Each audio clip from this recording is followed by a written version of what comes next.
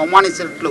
So మనము దాని భాగంగానే సో అందరు కూడా ఆత్మవిమర్శ చేసుకోవాలి. ఈరోజు పోలీసుల పైన, యంత్రాంగం పైన, ప్రభుత్వం పైన చాలా అంటే చాలా స్టేట్మెంట్ ఇస్తున్నారు. ఇప్పుడే వస్తే ముందు కూడా లైవ్లో చూశాను. చాలా అంటే చాలా విమర్శ చేస్తున్నారు. ఏదో నిరంకుశ ప్రభుత్వము, లేదంటే ఎమర్జెన్సీ వస్తుంది, ఎమర్జెన్సీ ఉంటే మీరందరూ ఉండేవాళ్ళ, ఈరోజు మీ అందరితో మాట్లాడేవాడు, మీ అందరు కూడా లోపల ఉండేవాళ్ళు.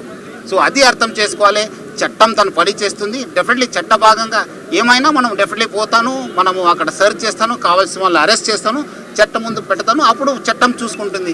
సో అందుకు ఎవరు కూడా మీరు విమర్శ చేయవచ్చు, కానీ వాళ్ళు చరిత్ర హాని చేయడం కానీ వాళ్ళపైన ఏం ఆధారం లేకుండా చేయడం చాలా బాధము. డెఫినెట్లీ చట్టం తన పని చేస్తుంది.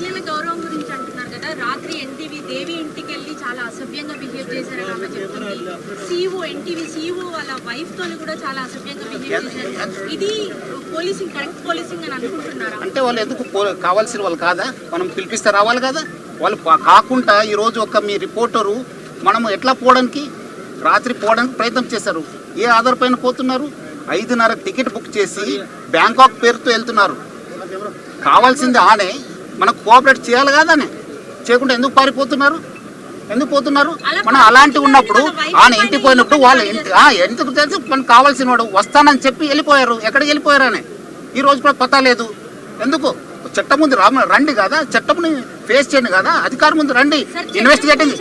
ఇన్వెస్టిగేట్ సహకరించండి. ఎందుకు పారిపోతున్నారు? కావాల్సింటే తీసుకొస్తారండి, చట్టంలో ఉంది.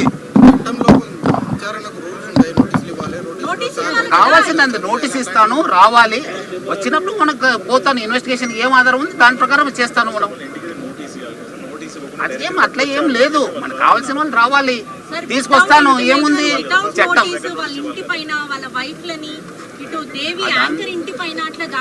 దేవి వస్తానని చెప్పి, దేవి వచ్చి అని చెప్పి ఎక్కడ పగలు కొట్టాను చెప్పండి, చూపించండి. వస్తానని చెప్పి సెల్ స్విచ్ ఆఫ్ చేసుకుని వెళ్ళిపోతే ఎట్లా? కావాలి కదా.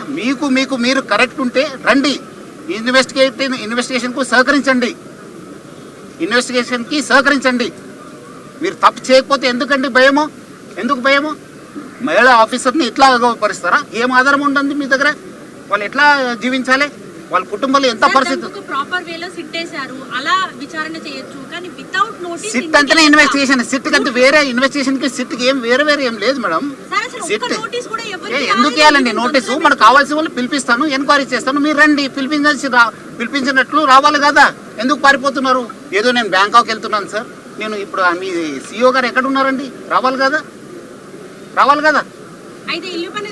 చేస్తానండి, ఎక్కడైనా పోతే ఎక్కడున్నా పట్టుకుని వస్తాను, నేను చట్టం ముందు ప్రవేశపెడతాను, చట్టంలో చూసుకోండి మీరు.